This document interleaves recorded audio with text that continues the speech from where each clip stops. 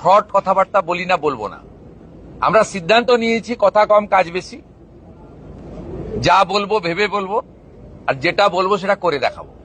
ইলেকট্রিকের বিল দিতে হবে না বন্ধু, ইলেকট্রিক বিল দিতে হবে না, ওটা ভারতে নরেন্দ্র মোদীজির সরকার দিয়েছে। হিন্দু হন আর মুসলমান হন, ভারতীয় হলেই বাড়ি পাবেন। মোদীজি দেবে 1,20,000, কি বিজেপির সরকার দেবে 1,80,000, 3 লাখের বাড়ি। সৌর আলো দেব, বাড়ি প্রতি 80,000 সোলার প্লেট লেগে যাবে, ইলেকট্রিকের বিল দিতে হবে না বন্ধু।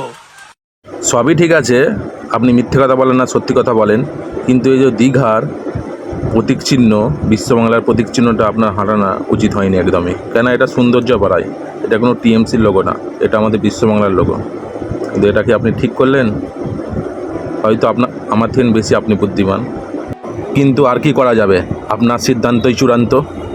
তো বন্ধুরা, তোমরাই কমেন্টে জানিয়ে যাও, উনি কি এটা ঠিক কাজ করেছেন?